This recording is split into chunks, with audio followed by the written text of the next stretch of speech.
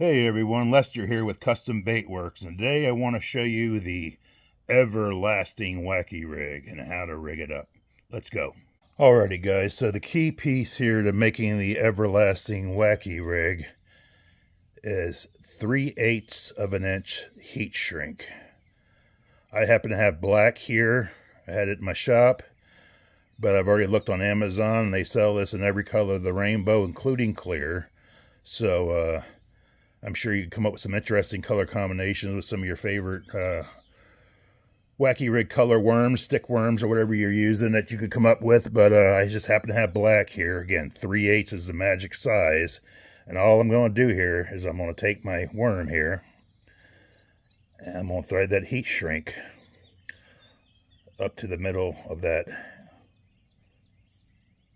bait there. So here we go, up a little past it there.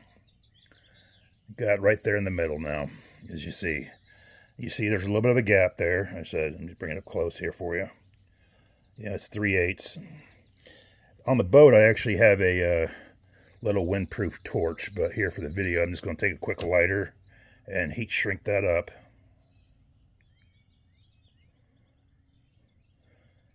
And then there we go.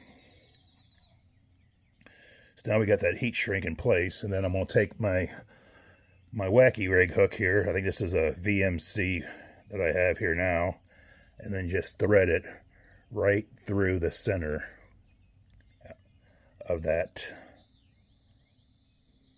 heat shrink. And then there we go. Let me tell you something, boys and girls. That heat shrink, you cannot pull that hook through that heat shrink. And in fact, right here I got a stick worm.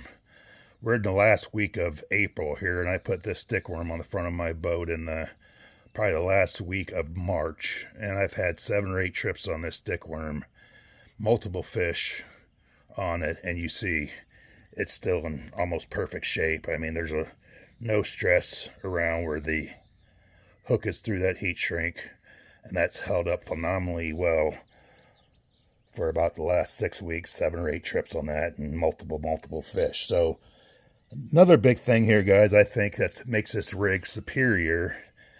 If you've been using the O-rings, I don't know about you guys, but what happens here is the bait is in line with the hook.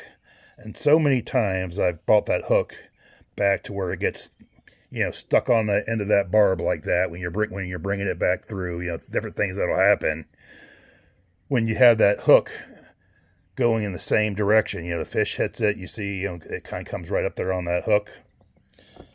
When you're doing it this way, that hook is 90 degrees opposed from that bait there. So when that fish hits it, you have a lot less of a chance of that hook getting balled up with that bait on there.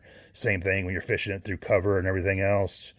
You have a lot less risk of this getting hung up, especially if you're using one of the weedless VMCs on there or whatever your favorite hook is here. So again, I hope this helps. Hope you catch lots of fish with it, and I appreciate you all, and we'll talk to you guys soon. Appreciate you.